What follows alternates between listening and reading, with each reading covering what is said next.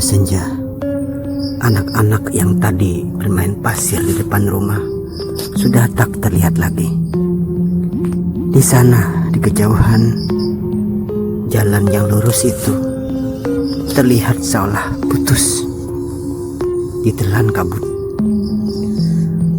Mungkin malam ini akan dingin sekali, tetapi ada seseorang yang terlihat masih membiarkan pintu rumahnya terbuka lebar. Tak ada cahaya terlihat dari dalam sana. Tak ada penerang, meski cuma setitik api lampu minyak. Tak ada. Gelap. Rumah yang hampir mirip pos ronda itu agak sedikit menjorok ke belakang dari dua rumah di kanan kirinya. Ukurannya kecil dan hanya berdinding kayu berwarna coklat gelap dengan atap daun nipah yang mestinya sudah segera diganti, karena terlihat begitu lapuk. Penghuninya sering terlihat duduk di depan pintu yang diberi pagar papan sebatas lutut. Seorang pria usianya sekitar 40 tahunan, bercelana panjang hitam kumal dan baju kaos yang dulu pernah berwarna putih.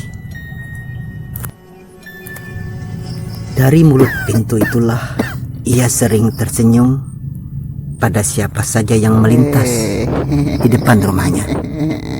Senyum kosong dan hanya akan menerbitkan rasa heran pada orang yang tak tahu tentangnya. Dia tanpa sanak keluarga, tersisih ke dalam dunia asing tak terjamah orang lain. Tak bisa diselami, dunia dengan banyak cerita dan cepat berubah-ubah, terjebak dan terus hidup dalam lingkaran panjang masa lalu. Semua tahu keadaan pria ini terjadi setelah rumah tangganya hancur.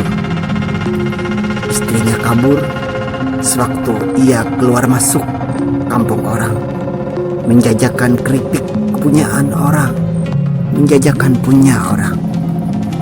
Tak cuma anak semata wayangnya saja yang mendadak raib dari rumah. Beberapa perkakas dapur pun ikut diangkut. Bahkan tikar plastik di ruang depan yang sudah robeknya sana sini ikut diambil. Hampir tak ada satu barang pun yang tersisa untuknya, kecuali kompor minyak berkarat dan pakaian miliknya yang telah berserakan di lantai kotor berdebu. Kata orang, istrinya itu tak tahan lagi hidup serba pas-pasan.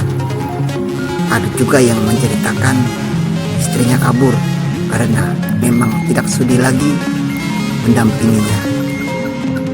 Pikiran perempuan itu mungkin berubah. Ia menyukai laki-laki lain. Ia memilih mengambil jalan pintas, main api dengan seorang penjual bakso. Dan pendapat terakhir inilah yang rasanya paling kuat untuk bisa diterima. Dia hancur, bahkan sampai ke keping terkecil semangat hidupnya hancur. Sekitar 3 tahun yang lalu, pria bertubuh kurus ini berada di jalanan.